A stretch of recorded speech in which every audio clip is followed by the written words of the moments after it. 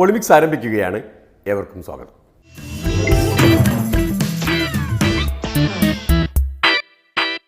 ഇന്നത്തെ പൊളിമിക്സ് ഒരു mega show ആയിരിക്കുമെന്നാണ് പ്രതീക്ഷിക്കുന്നത്. 2 മെഗാ സ്റ്റാറുകൾ പങ്കെടുക്കുന്ന ഒരു ഷോ. മെഗാ സ്റ്റാറുകളെ സംഘടിപ്പിച്ചു തരാമെന്ന് പറഞ്ഞ ആൾ വേറെയാണ്. അദ്ദേഹത്തെ വിശ്വസിച്ചാണ് തുടങ്ങുന്നത്. അതെ നടക്കുവോ? അപ്പൊ ഞാൻ ചോദിച്ചു, നടക്കുവോ? അവരോട് നടക്കുവോ? നടക്കായിരിക്കുമല്ലേ? സംഘാടകന് പോലും അവസാന നിമിഷത്തിലും നടക്കുമോ നടക്കില്ലേ എന്നുറപ്പില്ലാത്ത അപൂർവ സംഗമം ഇതാണ് ആരംഭിക്കുകയാണ്.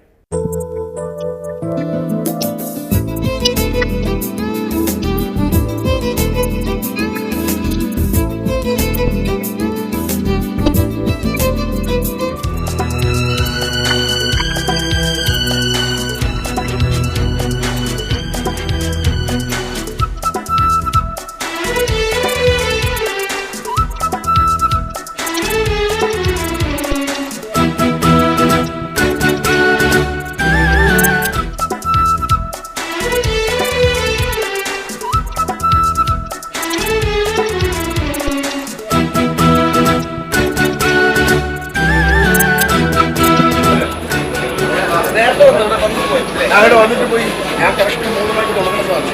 എനിക്ക് 4 മണിക്ക് തലക്കൊണ്ട് ഒരുപാട്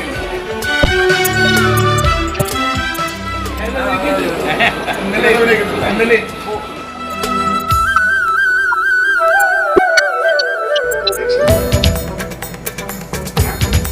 മാളയിലെ പ്രിയ സഹോദരി സഹോദരന്മാരെ, മാളയിലെ പ്രിയ സഹോദരി സഹോദരന്മാരെ,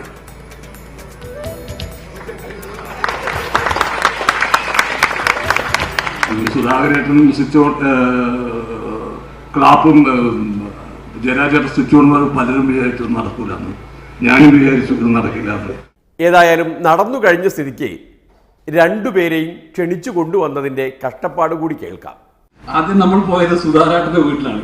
സമയം 11:30 മണി. അപ്പൊ നമ്മൾ 3 പേരും പോകുന്ന സമയത്ത് സുധാകരേട്ടനെ ആക്രമിക്കാൻ വരുന്ന ആരോ വിചാരത്തിൽ ഗവൺമെന്റ് തോക്കെടുത്തു.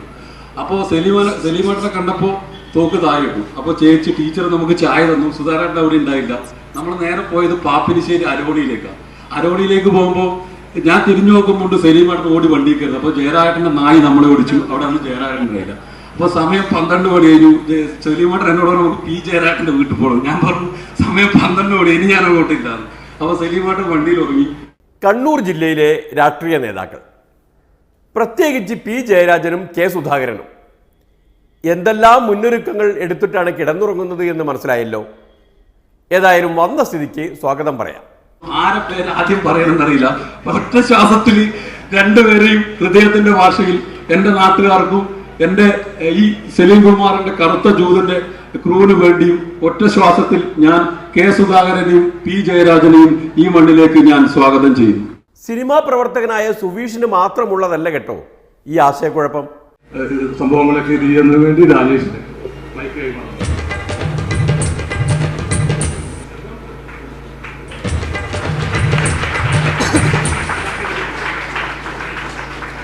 ആരാദ്യം സംസാരിക്കണം? നടക്കെടുക്കാൻ പറഞ്ഞേ.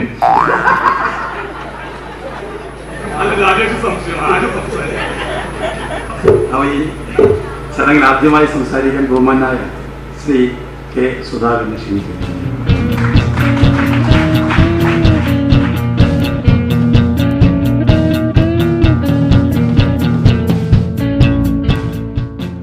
ഇതിനിടയിൽ ശ്രദ്ധിച്ചിരിക്കുമല്ലോ, ജയരാജേട്ടന്റെ അനുമതി കിട്ടിയ ശേഷമാണ് രാജേഷ് സുധാകരനെ പ്രസംഗിക്കാൻ ക്ഷണിച്ചത്. ഞാനിവിടെ വരുമ്പോഴും ഈ പരിപാടി ഏൽക്കുമ്പോഴും ഇപ്പോ ഇവിടെ ഉണ്ടായ ഒരു ട്രെൻഡ് ഉണ്ടല്ലോ, ആ ട്രെൻഡിനെ കുറിച്ച് ഞാൻ ഓർത്തിട്ടില്ല. ജയരാജനും ഞാനും 2 ധ്രുവത്തിൽ തന്നെയാണ്. ശക്തമായ അഭിപ്രായ വ്യത്യാസമുള്ളവരാണ്. നിലപാടുകളിൽ ഉറച്ചു നിൽക്കുമ്പോൾ അഭിപ്രായ വ്യത്യാസങ്ങൾ ഉണ്ടാകും, സ്വാഭാവികം. അതുകൊണ്ട് കാണുന്നതിനും ഒരുമിച്ചിരിക്കുന്നതിനും പരിപാടികൾ ഒരുമിച്ച് പങ്കെടുക്കുന്നതിനും ഒരു ഭ്രഷ്ടുണ്ട് എന്ന് എനിക്ക് അന്ന് തോന്നിയിട്ടില്ല, ഇപ്പോഴും തോന്നുന്നില്ല. അതൊരു സ്വാഭാവികമായ ഒരു നിമിഷം എന്ന് മാത്രമേ അതിനെക്കുറിച്ച് ഞാൻ പറയുന്നു. എന്നാൽ എന്തുകൊണ്ടെന്നറിഞ്ഞില്ല, നാട്ടുകാരിൽ പലർക്കും, പത്രക്കാർക്കും രാഷ്ട്രീയക്കാർക്കും എല്ലാം സംശയമുണ്ടായിരുന്നു ഈ 2 നേതാക്കളും പരസ്പരം കണ്ടാൽ മിണ്ടുമോ എന്ന കാര്യത്തിൽ. അതുകൊണ്ട് ഈ ഒരു മുഹൂർത്തം ഉണ്ടായതിൻ്റെ അകത്ത് രാഷ്ട്രീയമായി നിങ്ങളൊക്കെ വലിയ പ്രാധാന്യം കാണുന്നുണ്ടാകാം. എനിക്ക് തോന്നുന്നു മാധ്യമ സുഹൃത്തുക്കൾ പലരും വിളിച്ചു ചോദിച്ചു, പോകുന്നില്ലേ, നിങ്ങൾ പോകുന്നുണ്ടോ? ഞാൻ വഴിക്കെത്തിയപ്പോൾ 2-3 പത്രക്കാർ വിളിച്ചു ചോദിച്ചു, നിങ്ങൾ പ്രസിഡന്റ് പങ്കെടുക്കുന്നുണ്ടോ പരിപാടി? ഞാൻ പറഞ്ഞുകൊണ്ട് പങ്കെടുക്കുന്നുണ്ട്. ഒരു ആകാംക്ഷയാണ് എല്ലാ ആളുകളെ മുമ്പിലും. എന്തിനാണ് ഈ ആകാംക്ഷ എന്നറിയില്ല. ഞാൻ ഇവിടെ മാത്രമൊന്നല്ലോ, ജയരാജനും ഞാനും ഒരുപാട് പൊതുവേദികളിൽ ഒരുമിച്ച് പങ്കെടുത്ത ഒരുപാട് സംഭവങ്ങളില്ലേ, ഔദ്യോഗിക മീറ്റിങ്ങുകളുണ്ട്, ചടങ്ങുകളുണ്ട്, അതിലൊക്കെ നിങ്ങൾ പങ്കെടുക്കാറുണ്ട്. അതൊന്നും നമ്മുടെ നിലപാടുകൾക്ക് തടസ്സമല്ല എന്ന് ഞാൻ അടിവരയിട്ട് ഓർമ്മിപ്പിക്കാൻ ഈ സന്ദർഭം ഞാൻ വിനിയോഗിക്കുന്നു. കേട്ടല്ലോ. അപ്പോൾ അതാണ് സുധാകരേട്ടന്റെ നിലപാട്. ഇനി ജയരാജേട്ടൻ പറയും. രാഷ്ട്രീയ നേതാക്കന്മാരെ സംബന്ധിച്ച് ഒട്ടേറെ കാര്യങ്ങൾ പ്രചരിപ്പിക്കപ്പെടുന്നു. ആ പ്രചരണത്തിനപ്പുറമാണ് യാഥാർത്ഥ്യം. മാധ്യമങ്ങൾ അവർക്ക് സെൻസേഷണലായിട്ടുള്ള വാർത്ത ഉണ്ടാക്കുന്നതിന് വേണ്ടി പലതരം പ്രചരണങ്ങളും സംഘടിപ്പിക്കുന്നുണ്ട്. അതെല്ലാം വസ്തുതാപരമല്ല. ഉദാഹരണത്തിന് ഈ കണ്ണൂരിലെ നേതാക്കന്മാരെ സംബന്ധിച്ച് ചില മാധ്യമങ്ങളൊക്കെ തെറ്റായ നിലക്ക് ചിത്രീകരിക്കുന്നു. അപ്പോൾ കണ്ണൂർ ലോബി, കണ്ണൂർ രാഷ്ട്രീയം എന്നൊക്കെയാണ് ചിലർ വിശേഷണം നൽകുന്നത്. ഈ കണ്ണൂരിലെ രാഷ്ട്രീയം കേരള രാഷ്ട്രീയത്തിൻ്റെ ഭാഗമാണ്. ആ കണ്ണൂരിലെ രാഷ്ട്രീയം ഇന്ത്യൻ രാഷ്ട്രീയത്തിൻ്റെ ഭാഗമാണ്. ഇന്ത്യയിൽ പ്രവർത്തിച്ചുകൊണ്ടിരിക്കുന്ന 2 പ്രമുഖ പാർട്ടികളുടെ നേതാക്കന്മാരാണ് ശ്രീ സുധാകരനും ഞാൻ. അപ്പൊ സ്വാഭാവികമായിട്ടും ആ പാർട്ടികളുടെ നിലപാടുകളിൽ നേതാക്കന്മാർ ഉറച്ചു നിൽക്കും. അക്കാര്യത്തിൽ യാതൊരു വിട്ടുവീഴ്ചയുമില്ല. എന്ന് വെച്ച് കണ്ടാലുടൻ കത്തിയെടുക്കില്ല, അത് കളി വേറെ. ഇപ്പൊ ഇവിടെ പലരുടെയും ധാരണ സുധാകരനും ഞാനും കണ്ടാൽ കൊണ്ടുമില്ല. എന്നാൽ സുധാകരന്റെ രാഷ്ട്രീയ ജീവിതത്തിൽ അദ്ദേഹം ബ്രണ്ണൻ കോളേജിൽ പഠിക്കുന്ന അവസരത്തിൽ എനിക്കറിയാം. അദ്ദേഹം അന്ന് KSUവിന്റെ നേതാവായിരുന്നു. പിന്നീട് സംഘടനാ KSU ആയി. കോൺഗ്രസിനകത്ത് പിളർപ്പുണ്ടായപ്പോൾ അദ്ദേഹം മൊറാർജി ദേശായിയുടെ നേതൃത്വമുള്ള സംഘടനാ കോൺഗ്രസിന്റെ ഭാഗമായിരുന്നു. KSUവിനകത്ത് പിളർപ്പുണ്ടായി, അദ്ദേഹം സംഘടനാ KSU ആയിരുന്നു. ആ സംഘടനാ KSUവിന്റെ നേതാവെന്ന നിലക്ക് അദ്ദേഹം കണ്ണൂരിലെ CPMന്റെ ഓഫീസിൽ വന്ന കാര്യം ഞാൻ ഓർക്കുക. ഇപ്പോൾ അടിയന്തരാവസ്ഥയുടെ കാലത്ത് അന്ന് ഞാൻ SFIയുടെ ഒരു പ്രവർത്തകൻ, അദ്ദേഹം സംസ്ഥാന തലത്തിൽ പ്രവർത്തിക്കുന്ന സംഘടനാ KSUവിന്റെ നേതാവാണ്. അപ്പോൾ ആ ഘട്ടങ്ങളിലൊക്കെ യോജിപ്പുണ്ടായിട്ടുണ്ട്. പിന്നീട് അദ്ദേഹവും ഞാൻ പ്രതിനിധാനം ചെയ്യുന്ന പാർട്ടിയും തമ്മിൽ വിയോജിപ്പുണ്ടായി. വിയോജിപ്പിന്റെ ഘട്ടത്തിൽ വിയോജിപ്പ് പ്രകടിപ്പിക്കും, യോജിപ്പിന്റെ ഘട്ടത്തിൽ യോജിപ്പ് പ്രകടിപ്പിക്കും. അത് വ്യക്തിപരമായിട്ടൊരു പ്രശ്നമല്ല. അത് മനസ്സിലാക്കണമെങ്കിൽ താത്വികമായ ഒരു അവലോകനം വേണ്ടിവരും. പേടിക്കേണ്ട, പൊളിമിക്സ് അല്ല, ജയരാജേട്ടൻ തന്നെ അത് നിർവഹിക്കും. നമ്മുടെ സമൂഹത്തിൽ വന്നുകൊണ്ടിരിക്കുന്ന രാഷ്ട്രീയമായിട്ടുള്ള സംഭവവികാസങ്ങളോട് ഒരു വ്യക്തി എന്ന നിലക്കുള്ള പ്രതികരണത്തിന്റെ ഭാഗമായി വ്യത്യസ്ത നിലപാടുകൾ ഓരോരുത്തർക്കും ഉണ്ടാകും. അപ്പൊ അതുകൊണ്ട് നമ്മൾ തമ്മിൽ കണ്ടാൽ മുണ്ടുമില്ല എന്നാണ് ചിലരുടെ ധാരണ. വ്യത്യസ്തമായിട്ടുള്ള നിലപാടുകളിൽ ഉറച്ചു നിൽക്കുക, ആ വ്യത്യസ്തമായിട്ടുള്ള നിലപാടുകളിൽ ഉറച്ചു നിന്നുകൊണ്ട് തന്നെ സമൂഹത്തിന്റെ നന്മക്ക് വേണ്ടി യോജിക്കാവുന്ന മേഖലയിൽ യോജിക്കുക. ഇതാണല്ലോ ഒരു സാമൂഹ്യ രാഷ്ട്രീയ മേഖലയിൽ പ്രവർത്തിക്കുന്ന എല്ലാവരും ചെയ്യേണ്ടത്. അപ്പോൾ അതാണ് രാഷ്ട്രീയം. സമൂഹത്തിന്റെ നന്മയ്ക്ക് വേണ്ടി പരസ്പരം യോജിക്കാവുന്ന മേഖലകളിൽ യോജിക്കുന്നവരാണ് രാഷ്ട്രീയക്കാർ. എന്നിട്ടും അവരെക്കുറിച്ച് ഇത്തരം അപഖ്യാതികൾ പരക്കുന്നുണ്ടെങ്കിൽ അതെങ്ങനെ പരക്കുന്നു എന്ന് അന്വേഷിക്കണമല്ലോ. അന്വേഷിക്കണം. അതിനു മുൻപൊരു ഇടവേളയാണ്. അത് കഴിഞ്ഞു വന്നിട്ടാണ് അന്വേഷണം.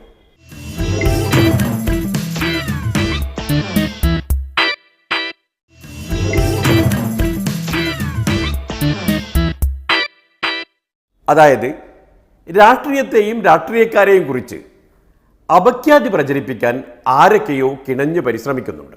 എന്താ രാഷ്ട്രീയം എന്ന് പറഞ്ഞാൽ? നമ്മുടെ രാജ്യത്തെ സംബന്ധിച്ചിടത്തോളം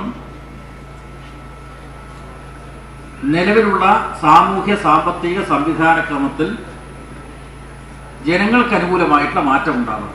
അതിനുവേണ്ടി പരിശ്രമിക്കുന്നവരാണല്ലോ രാഷ്ട്രീയക്കാർ. രാഷ്ട്രീയക്കാരിൽ കള്ളനാണയങ്ങൾ ഉണ്ടാവാം. പക്ഷേ എല്ലാ രാഷ്ട്രീയ നേതാക്കന്മാരെയും അടച്ചാക്ഷേപിച്ചുകൊണ്ടുള്ള നിലപാട് ചിലർ സ്വീകരിക്കുന്നത് അങ്ങേയറ്റം ദൗർഭാഗ്യകരമാണ്. അതാരപ്പ അങ്ങനെ ഒരു നിലപാടുള്ളവർ? രാഷ്ട്രീയക്കാരെ അടച്ചാക്ഷേപിക്കുന്നവർ അതാരാ? നമ്മുടെ മലയാളത്തിലെ പ്രമുഖ നടനായിട്ടുള്ള ശ്രീനിവാസൻ, അദ്ദേഹം എൻ്റെ നാട്ടുകാരൻ കൂടിയാണ്. ആ ശ്രീനിവാസൻ കഴിഞ്ഞ ദിവസം പറഞ്ഞ കാര്യം ഇന്നത്തെ ഏതോ പത്രത്തിൽ ഉദ്ധരണിയായി കൊടുത്തിട്ടുണ്ട്. അത് രാഷ്ട്രീയ നേതാക്കന്മാരെല്ലാം കള്ളന്മാരാണ് എന്നാണ് ശ്രീനിവാസൻ പറഞ്ഞത്. ശ്രീനിവാസന്റെ പിതാവ് അസൽ രാഷ്ട്രീയക്കാരനായിരുന്നു. അപ്പോ രാഷ്ട്രീയക്കാരെല്ലാം കള്ളന്മാരാണ് എന്ന് പറഞ്ഞാൽ അത് വസ്തുതയല്ലോ. ശ്രീനിവാസന്റെ, അതായത് പാട്യം ശ്രീനി എന്ന പഴയ നാടകക്കാരൻ്റെ അച്ഛൻ രാഷ്ട്രീയക്കാരനായിരിക്കാം. എന്നാൽ ശ്രീനിവാസൻ എന്ന സിനിമാക്കാരന് രാഷ്ട്രീയക്കാരെ കുറിച്ചുള്ള അഭിപ്രായം ഇതാണ്. വെറുപ്പിന്റെ പ്രത്യയശാസ്ത്രം പഠിപ്പിക്കുന്ന എല്ലാ രാഷ്ട്രീയ പാർട്ടികളുടെ നേതാക്കന്മാർ പരസ്പരം വളരെ സ്നേഹത്തിലാണ്. അവർ തമ്മിൽ കാണുമ്പോൾ കൈകൊടുക്കുന്നു, ആലിംഗനം ചെയ്യുന്നു, എല്ലാ വിശേഷ അവസരങ്ങളിലും പരസ്പരം ക്ഷണിക്കുന്നു, പങ്കെടുക്കുന്നു, എല്ലാം ചെയ്യുന്നു. പക്ഷേ അണികൾ, പാവപ്പെട്ട അണികൾ എല്ലാം നടക്കുകയാണ്. ഇപ്പോൾ ഇവിടെ ഈ രംഗങ്ങളിൽ നാം കണ്ടുകൊണ്ടിരിക്കുന്ന രാഷ്ട്രീയ മെഗാസ്റ്റാറുകളെ കുറിച്ചാണോ എന്നറിയില്ല. ശ്രീനിവാസൻ ഇങ്ങനെയും പറഞ്ഞിട്ടുണ്ട്. എത്രയോ രാഷ്ട്രീയ പാർട്ടികളുടെ നേതാക്കന്മാർ പരസ്പരം ഏറ്റവും അടുത്ത് കിട്ടിയാൽ പോലും കൊല്ലുന്നില്ല. അവർ തമ്മിൽ കൊല്ലുന്നില്ല, അണികൾ തമ്മിൽ മാത്രമാണ് കൊല്ലുന്നത്. അപ്പോ അണികൾക്ക് കിട്ടുന്നത് ജയിലറയും കണ്ണീരും, അത് മാത്രം. അവന്റെ വീട്ടിലേ ഉള്ളൂ വിധവകളും അനാഥരും. ഒരു നേതാവിന്റെയും വീട്ടിൽ വിധവകളില്ല, അനാഥരില്ല. അതുകൊണ്ട് അവരോട് എനിക്ക് പറയാനുള്ളത്, ദയവ് ചെയ്ത് ഈ സത്യം ഇനിയെങ്കിലും മനസ്സിലാക്കും. നഷ്ടപ്പെടുന്നത് നിങ്ങളുടെ കുടുംബത്തിലാണ്. നിങ്ങൾ പോയാൽ ആ കുടുംബം അനാഥമാണെന്ന് ബോധത്തോടെ ചിന്തിക്കും എന്ന് പറഞ്ഞു കൊടുക്കുന്നു. ഏതായാലും മാധ്യമത്തിന്റെ ഒരു ഭാഗം എന്ന നിലയിൽ പൊളിമിക്സിന് സന്തോഷമായി. ശ്രീനിവാസനെയും കുറ്റപത്രത്തിൽ ചേർത്ത് കിട്ടിയല്ലോ. ജയരാജേട്ടന്റെ ഈ കുറ്റപത്രത്തിൽ രാഷ്ട്രീയ നേതാക്കന്മാരെ സംബന്ധിച്ച് ഒട്ടേറെ കാര്യങ്ങൾ പ്രചരിപ്പിക്കപ്പെടുന്നു. ആ പ്രചരണത്തിനപ്പുറമാണ് യാഥാർത്ഥ്യം. മാധ്യമങ്ങൾ അവർക്ക് സെൻസേഷണലായിട്ടുള്ള വാർത്ത ഉണ്ടാക്കുന്നതിന് വേണ്ടി പലതരം പ്രചരണങ്ങളും സംഘടിപ്പിക്കുന്നുണ്ട്. അതെല്ലാം വസ്തുതാപരമല്ല.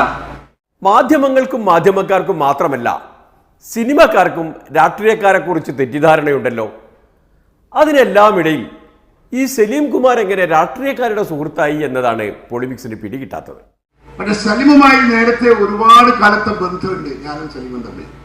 ആ ബന്ധത്തിന്റെ രഹസ്യവും നിങ്ങൾക്കറിയാം. സലീം രാഷ്ട്രീയമായി ഞാനുമായി വളരെയേറെ ഒട്ടി നിൽക്കുന്ന ഒരു സിനിമാ നടനാണ്. പിന്നെ സിനിമാ നടനെന്ന് മാത്രമല്ല, പലരും ഹിപ്പോക്രറ്റ് ആകുമ്പോൾ അവരുടെ മനസ്സിനകത്തുള്ള രാഷ്ട്രീയം പറയാൻ മടിക്കുന്ന ഒരുപാട് സിനിമാ സ്റ്റാർസ് ഉണ്ട്.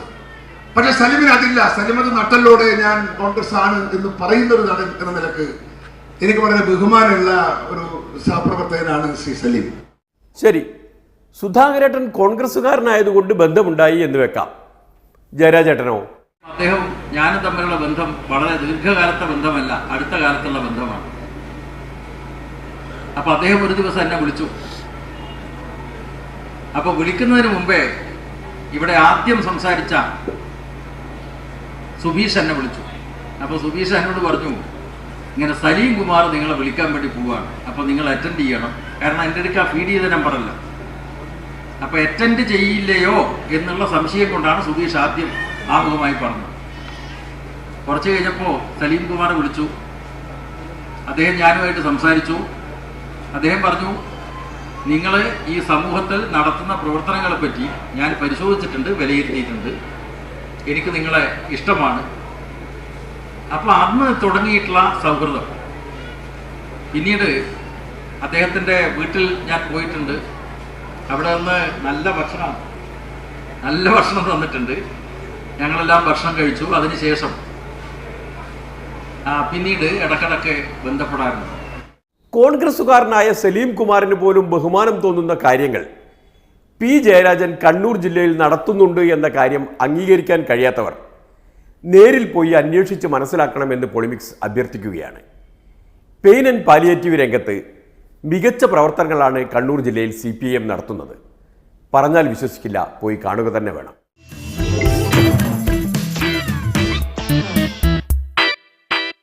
മെഗാ ഷോ അവസാനിക്കുന്നത് ഒരു പാട്ടോടെയാണ്.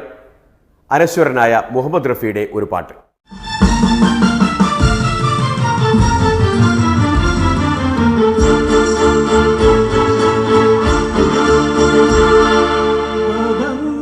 सितारे लपेटे हुए ओ जाने तमन्ना किधर जा रही हो, जरा पास आओ तुझे आ जाए, जरा पास आओ तुझे आ जाए, बदन पे सितारे लपेटे हुए ओ जाने तमन्ना किधर जा रही हो, जरा पास आओ तुझे आ जाए, जरा पास आओ तुझे आ जाए।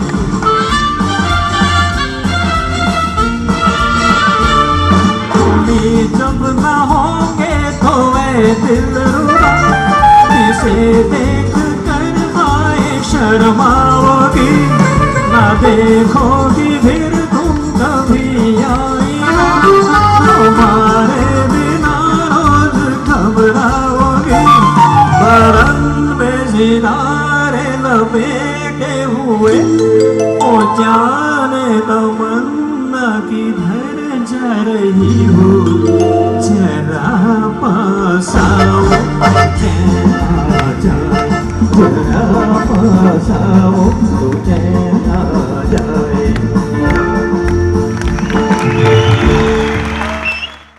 ഋഷാദ് സിംഗിന് 2-3 വാക്ക് പറയാനുമുണ്ടത്രേ.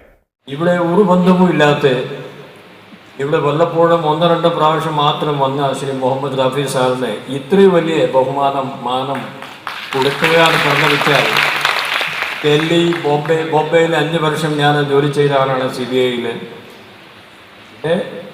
ഞങ്ങളൊക്കെ ജനിച്ചത് ഈ രാജസ്ഥാനിലൊക്കെയാണ്. മുഹമ്മദ് റഫീനെ സംബന്ധിച്ച് ഒരു പ്രോഗ്രാം ഇതുവരെ എൻ്റെ ജീവിതത്തിൽ ഞാൻ കേട്ടിട്ടുമില്ല, കണ്ടിട്ടുമില്ല.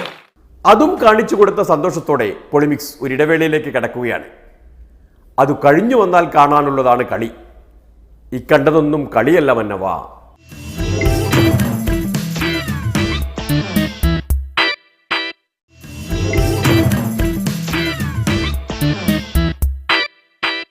അങ്ങനെയിരിക്കെ കേരള രാഷ്ട്രീയം മാറുകയാണല്ലോ, മറിയുകയാണല്ലോ. കേരള കോൺഗ്രസ് മാണി UDF വിട്ട് നിയമസഭയിൽ ഒരു പ്രത്യേക ബ്ലോക്കായി ഇരിക്കാനെടുത്തിരിക്കുന്ന തീരുമാനം, UDFിൻ്റെ ഭാഗമായി അവരെ ഏൽപ്പിച്ചിരുന്ന ചീഫ് വിപ്പ് സ്ഥാനം കേരള കോൺഗ്രസിൻ്റെ പ്രതിനിധി ഇതിൻ്റെ ഫലമായി രാജിവെക്കുകയും ചെയ്തിരിക്കുകയാണ്. ഇത് UDFിൻ്റെ ശിഥിലീകരണത്തിലേക്കാണ് ചെന്നെത്താൻ പോകുന്നത്. അതിന് സഹായകമായ ഒരു തീരുമാനം കേരള കോൺഗ്രസ് കൈക്കൊണ്ടത് സ്വാഗതാർഹമായ ഒരു നടപടിയാണ്. UDFിനെ തകർക്കാൻ സഹായകമായ നിലപാട് മാണി എടുക്കുകയും CPM അതിനെ ആ അർത്ഥത്തിലെടുത്ത് സ്വാഗതം ചെയ്യുകയുമാണല്ലോ. ഇതെല്ലാം കാണുമ്പോൾ പൊളിമിക്സിന് ബഹുമാനം തോന്നുന്നത് വാഴക്കനോടാണ്, ജോസഫ് വാഴക്കനോട്. അദ്ദേഹത്തിന് ചില രഹസ്യ അജണ്ടകളുണ്ട്. അത് കുറച്ച് നാളുകളായിട്ട് നമുക്ക് തോന്നുന്നതാണ്. അതിപ്പോൾ പുറത്തു വന്നിരിക്കുക. എനിക്ക് തോന്നുന്നു അതിന് UDFിൽ നിന്ന് മാറി നിൽക്കണം എന്നുള്ള കണ്ടീഷനാണ് ആരോ വെച്ചിരിക്കുന്നത്. ആ ഒരു കണ്ടീഷൻ നടപ്പിലാക്കുന്നതിൻ്റെ ഭാഗമായിട്ടാണ് ഇപ്പോൾ അദ്ദേഹം ഇത് ചെയ്തിരിക്കുന്നത്. UDFിൽ നിന്ന് വിട്ടുനിൽക്കണം എന്ന കണ്ടീഷൻ വെച്ചത് ആരാണ് എന്ന് ഇപ്പോൾ തെളിഞ്ഞു വരുന്നില്ലേ? കേരള കോൺഗ്രസ് മാണി എടുത്തിരിക്കുന്ന ഈ സമീപനം ഇത് കേരള രാഷ്ട്രീയത്തിൽ കോൺഗ്രസിൻ്റെ തകർച്ചയിലേക്ക്, കോൺഗ്രസ് നേതൃത്വം കൊടുക്കുന്ന UDFിൻ്റെ തകർച്ചയിലേക്കാണ് ചെന്നെത്താൻ പോകുന്നത്. എന്ന് വെച്ച് UDFന്റെ മൂലക്കല്ല് ഇളക്കി കൊടുത്തു എന്ന് വെച്ച് മാണിയെ LDFൽ എടുക്കാനൊന്നും പോകുന്നില്ല കേട്ടോ. ഞങ്ങളിപ്പോ ഈ കേരള കോൺഗ്രസ് മാണിയെ ഇടതുപക്ഷ മുന്നണിയുടെ ഭാഗമാക്കാൻ ഞങ്ങളിപ്പോൾ ഉദ്ദേശിക്കുന്നില്ല. ഞങ്ങളുടെ രാഷ്ട്രീയ അജണ്ടയിൽ ഇപ്പോഴതില്ല. ആ കാര്യം ഞങ്ങൾ വ്യക്തമാക്കിയിട്ടുണ്ട്. ഇപ്പം ഇടതുപക്ഷ മുന്നണിയെ സംബന്ധിച്ച് ഇങ്ങനൊരു പാർട്ടിയുടെ ആവശ്യം ഗവൺമെന്റ് നിലനിൽപ്പിനില്ല. ഞങ്ങൾക്ക് 94 പിന്തുണ നിയമസഭയിലുണ്ട്. പിന്നെ ഇപ്പോൾ എന്തിനായിരിക്കും കണ്ടീഷൻ വെച്ച് മാണിയെ UDFൽ നിന്ന് ചാടിച്ചു കൊണ്ടുവന്നത്? കോഴക്കേസുകളെങ്ങാൻ ഊരിക്കൊടുക്കാനാകുമോ? KM മാണിക്കെതിരായുള്ള അഴിമതി കേസ് ഒരു ഭാഗത്ത് നടന്നു. അത് നിയമാനുസൃതമായ നടപടിക്ക് അദ്ദേഹം വിധേയനാകണം. അത് ഉപ്പ് തിന്ന് ആരായാലും വെള്ളം കുടിച്ചേ പറ്റും. അക്കാര്യത്തിൽ ഞങ്ങൾക്ക് യാതൊരുവിധ വ്യത്യാസവുമില്ല നിലപാടിൻ്റെ കാര്യത്തിൽ. വിജിലൻസ് സ്വതന്ത്രമായി അന്വേഷിക്കണം. എന്നാൽ ഈ പ്രശ്നത്തിൽ രമേശ് ചെന്നിത്തല അദ്ദേഹം നടത്തിയിട്ടുള്ള വെളിപ്പെടുത്തൽ സംശയമുണ്ടാക്കുന്നത്. ചെന്നിത്തല പറയുന്നത് ഞങ്ങൾ അദ്ദേഹത്തിനൊരു ക്ലീൻ ചിറ്റ് കൊടുത്തില്ലേ, അതിൻ്റെ അർത്ഥം അദ്ദേഹത്തിന് ഒരു സൗജന്യം ചെയ്തു കൊടുത്തു എന്നുള്ളതാണ്. വിജിലൻസ് ആ ഘട്ടത്തിൽ കോടതി നിയമവിധേയമായിട്ടല്ല എന്ന സൂചനയാണ് രമേശ് ചെന്നിത്തല ഇപ്പോൾ നൽകുന്നത്. ഞങ്ങളത് ചെയ്തു കൊടുത്തില്ലേ എന്ന് പറഞ്ഞാൽ എന്തോ ഒരു സൗജന്യം ചെയ്തു കൊടുത്തു എന്നാണല്ലോ മുമ്പത്തെ ആഭ്യന്തരമന്ത്രി ഇപ്പോൾ പറയുന്നത്. അപ്പോൾ അങ്ങനെയുള്ള സൗജന്യങ്ങളൊന്നും LDFന്റെ ഭാഗത്ത് നിന്ന് ചെയ്തു കൊടുക്കില്ല. നിഷ്പക്ഷമായി ആ കേസ് അന്വേഷിക്കും. ബന്ധപ്പെട്ട കാര്യങ്ങൾ അതിനനുസരിച്ച് നീങ്ങും. അത് ഈ മുന്നണി വിട്ടതും ആ കേസിൻ്റെ അന്വേഷണത്തെ ഒരു തരത്തിലും ബാധിക്കാൻ പോകുന്നില്ല. പാവം KM മാണി ഒരു മുഴുനീള രാഷ്ട്രീയ ജീവിതത്തിൻ്റെ അവസാന വർഷങ്ങളിൽ ഒരു അഴിമതിക്കാരനായി ഒടുങ്ങാനാണോ വിധി? അഴിമതിക്കെതിരായ ഒരു സമരത്തിന്റെ വിജയമാണ് കേരളത്തിലെ LDF. ഇന്നലെ അപ്പുറത്ത് നിൽക്കുമ്പോൾ അഴിമതിക്കാരൻ, ഇപ്പുറത്ത് വന്നാൽ അദ്ദേഹം വിശുദ്ധൻ. അങ്ങനെ പറയാൻ പറ്റുമോ? നാട്ടുകാർ സമ്മതിക്കുമോ? ഞാൻ LDFിലേക്ക് ഇല്ല എന്ന് പറഞ്ഞല്ലോ. നിങ്ങൾ ഇതിന്റെ ആവശ്യമില്ലാത്ത കാര്യങ്ങൾ പറയുന്നത്. ഞങ്ങൾ ഒരിടത്തേക്കും ഇല്ല. LDFിലേക്കില്ല, BJPയിലേക്കില്ല, NDAയിലേക്കില്ല. ഞങ്ങൾ സ്വതന്ത്രമായ നിലപാട്. ഇനി കണ്ണും കാതും തുറന്നിരുന്ന് കാണണം. CPM സംസ്ഥാന സെക്രട്ടറിയുടെ സ്വപ്നമാണ് CPMന്റെ സ്വപ്നം. ഓരോ രാഷ്ട്രീയ പാർട്ടികളും സ്വന്തം കാലിൽ നിൽക്കാനാണ് ശ്രമിക്കേണ്ടത്. അത്തരമൊരു ശ്രമം മാണി കേരള കോൺഗ്രസ് നടത്തുന്നു എന്നത് ഇത് UDFുമായിട്ടുള്ള ബന്ധമില്ലാതെ തന്നെ സ്വതന്ത്രമായിട്ട് നിൽക്കാൻ കഴിയും എന്നൊരു പ്രഖ്യാപനമാണ് മാണി കേരള കോൺഗ്രസ് നടത്തിയിട്ടുള്ളത്. ഇത്തരമൊരു പാത നാളെ മറ്റ് UDFിലെ ഘടകകക്ഷികൾ പിന്തുടരാൻ പോകുന്നു എന്നതിന്റെ സൂചനയാണ്. ശ്രദ്ധിച്ചു കേൾക്കണം, മനസ്സിലാക്കിക്കൊള്ളണം. ഓരോ രാഷ്ട്രീയ പാർട്ടികളും സ്വന്തം കാലിൽ നിൽക്കാനാണ് ശ്രമിക്കേണ്ടത്. അതിന് പ്രാപ്തിയുള്ള ഒരേ ഒരു പാർട്ടി ഇപ്പോൾ കേരളത്തിലുള്ളത് CPM മാത്രമാണ്. എങ്കിലും കാനം രാജേന്ദ്രനെയും CPIയെയും എല്ലാം ഇങ്ങനെ കൊണ്ടു നടക്കുന്നത് മറുപക്ഷത്ത് UDF എന്നൊരു സംവിധാനം ഉള്ളതുകൊണ്ട് മാത്രമാണ്. അതങ്ങ് തകർന്നു കിട്ടിയാൽ ഏകകക്ഷി ഭരണത്തിലേക്ക് ഏറെ ദൂരമില്ല എന്ന് CPM കണക്കുകൂട്ടുന്നു. ആ മനക്കണക്ക് പിടികിട്ടിയ സ്ഥിതിക്ക് ഇന്നത്തെ പൊളിമിക്സ് ഇവിടെ നിർത്തുന്നു. ഇനി കാണും വരെ നന്ദി, നമസ്കാരം.